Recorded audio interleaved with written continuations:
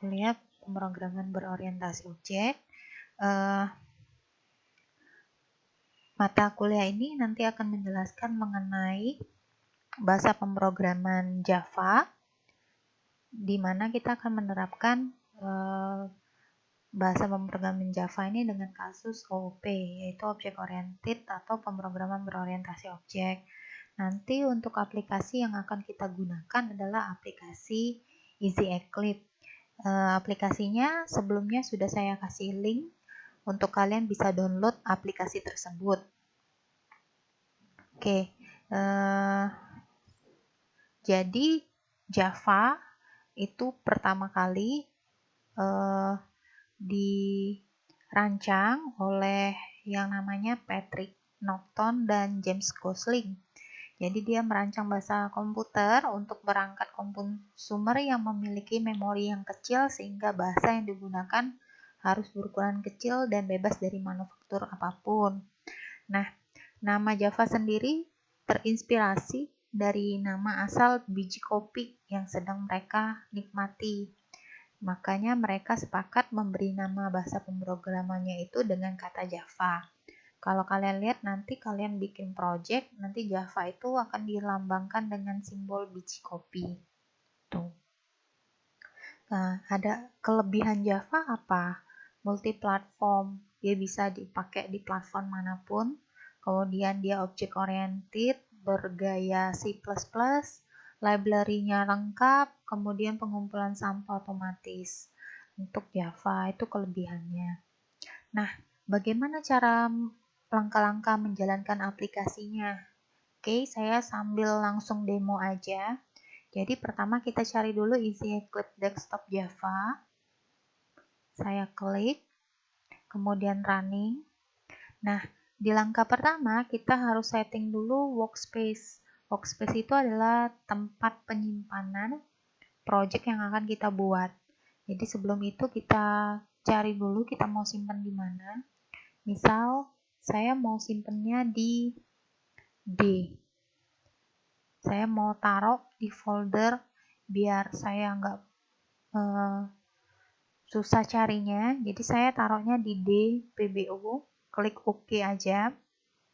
Jadi semua project saya akan ada di dalam folder D, akan ada di drive D folder PBU. Kemudian OK. Jadi setiap kali jalan nanti workspace-nya disetting dulu. Nanti di situ yang akan kita buat project-nya. Nah, ini tampilan Easy Eclipse-nya. Kalian boleh close welcome-nya.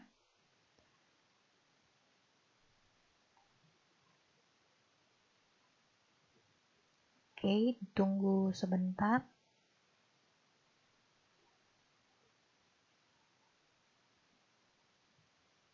Oke. Kalau sudah ditutup seperti ini. Nah, ini adalah tampilan dari Easy Eclipse-nya. Untuk tampilan yang akan kita buat, pertama kita akan buat project-nya dulu. Jadi cara buat project-nya di File, New, Project. Kemudian kalian cari bagian yang namanya Java. Di sini ada folder Java. Kemudian pilih Java Project. Jadi tadi File, New, Project, pilih bagian Java, Java Project. Ya. Nah, nanti untuk kita aturan penamaan untuk membedakan kelas, project dan method. Untuk project kita akan awali dengan kata PRJ. Jadi PRJ itu menandakan bahwa dia adalah sebuah project. Misal saya buat project pertemuan 1 sini. Jadi PRJ pertemuan 1, dia sifatnya penamaannya adalah camel case, di mana kata pertama huruf kecil dan kata kedua wajib huruf besar. Kalau sudah finish, kalau muncul seperti ini aja yes aja. Oke, jadi nanti di Packet Explorer-nya sudah ada project PRJ pertemuan 1. Cuman di source-nya, jadi di SRC ini source-nya dia belum ada codingnya. Nah, kita akan mengetik codingnya itu di file Java. Jadi caranya diklik kanan, terserah mau di project atau di source, sama aja. Pilih new, pilih class. Oke, kemudian name-nya kita misalnya buat latihan hari ini tentang pertemuan 1 ya. Jadi misalnya tentang hello world. Oke. Jadi kalian mau buat tentang hello world boleh. Nah, di sini untuk di kelas, di Java class itu wajib semua kata, huruf kata depannya itu wajib huruf besar. Jadi hello world, H besar, W besar, itu wajib untuk di nama kelas. Nah, jangan lupa public static yang di bawah ini, public static void main string arguments, itu wajib dicentang. Kalau kalian lupa diceket atau dicentang, itu kalian harus mengetik lagi coding tersebut. Oke, finish. Oke, menunggu loading. Nah, di sini sudah tampil word-nya di sini ya. Sudah tampil source code dari coding kelas hello world. Ini defaultnya seperti ini. Jadi ini nama kelasnya adalah hello world. Kemudian ini method main. Apa itu method main? Method main itu adalah metode yang dipanggil ketika programnya dijalankan duluan. Jadi kalau dia dijalankan, yang dipanggil adalah metode ini. Oke, mungkin saya perbesar dulu tulisannya.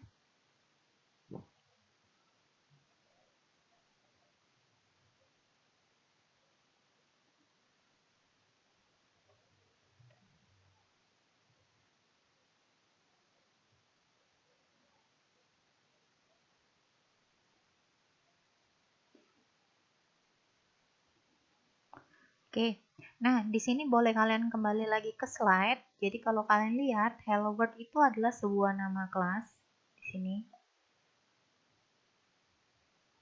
Nih, nama kelas. Ingat nama kelas selalu diawali dengan huruf kapital. Kemudian ini ada komentar di sini ya. Nah, kalau kalian lihat komentarnya ada dua jenis. Ini ada yang komentar lebih dari satu baris, kemudian ada komentar yang hanya satu baris. Jadi kalau satu baris kalian pakai kurung siku slash 2 kali, tapi kalau kalian komentarnya banyak pakai slash bintang. Ini bisa secara otomatis. Misal saya mau bikin halo, mau dikomentarin semua, boleh bikin slash bintang, kemudian penutupnya adalah bintang slash. Ini untuk komentar lebih dari satu baris.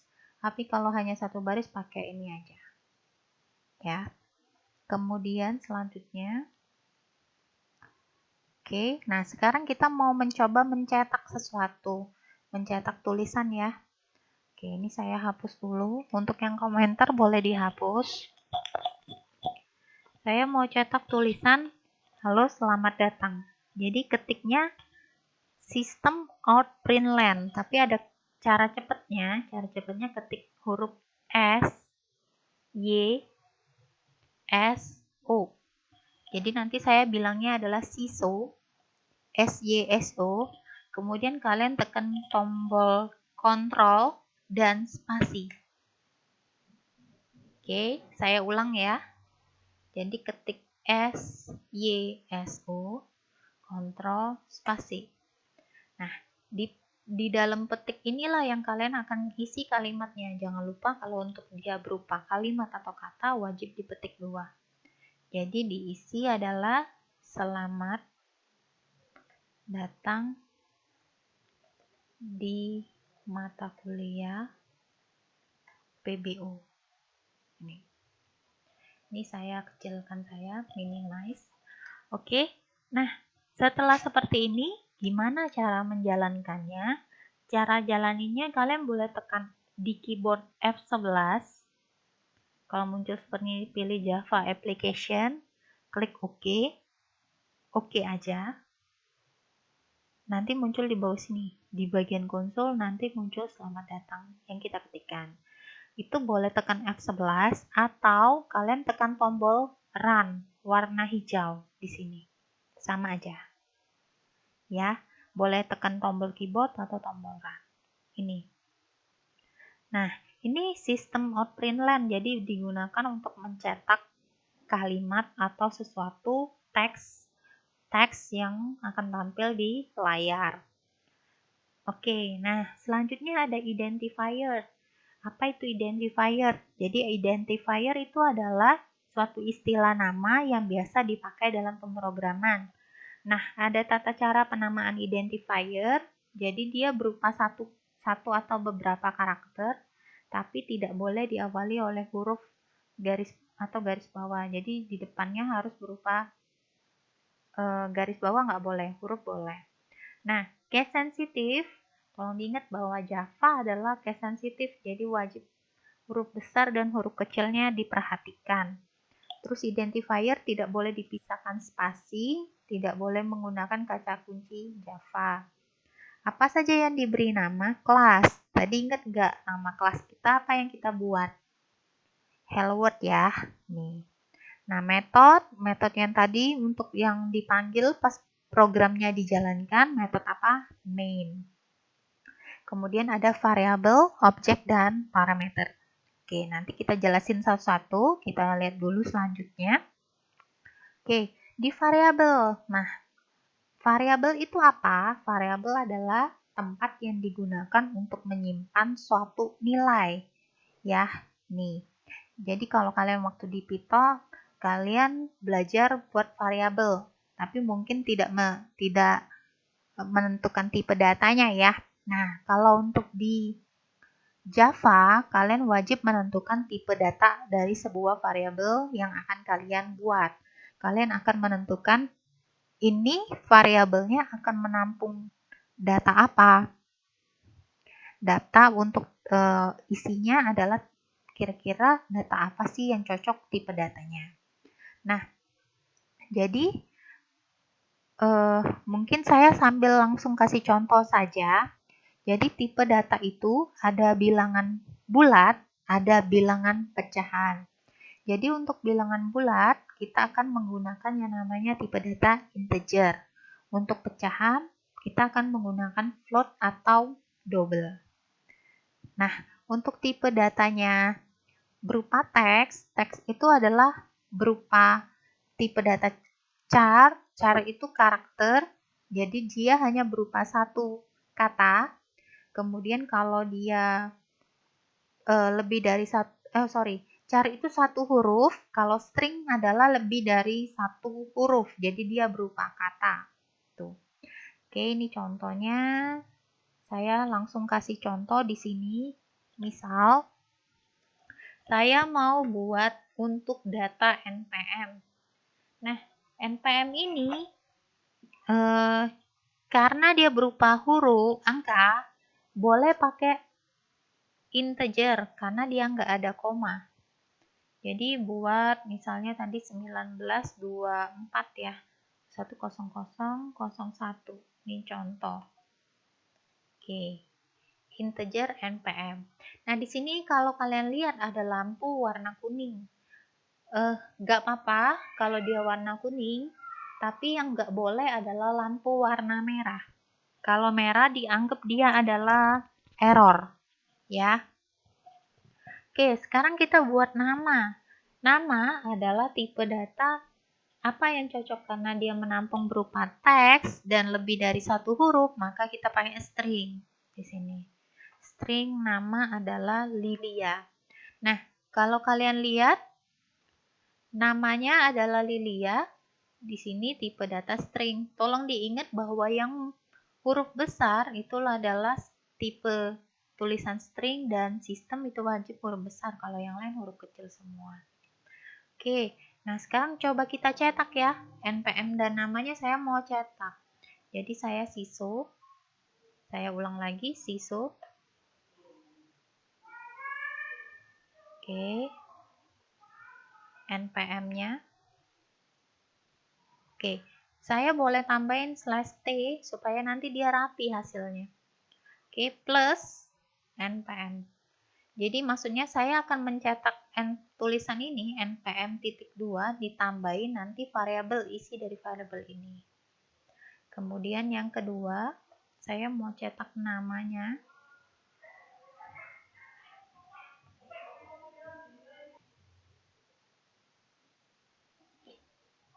Oke, kemudian melanjutkan untuk mencetak namanya, jadi pakai nama di sini.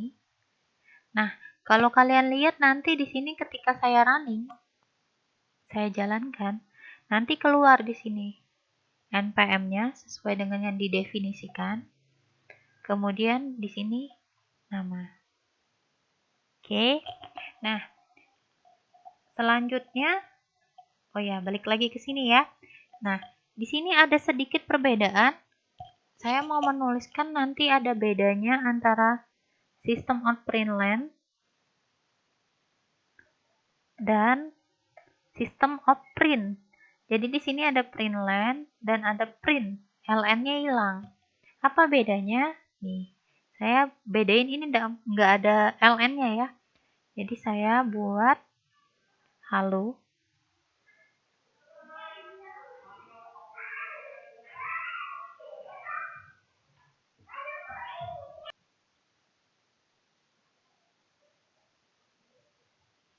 Oke. Jadi yang pertama kita mau cetak kata halo. Yang kedua kita mau cetak nama saya. Kemudian saya mau cetak yang ketiga.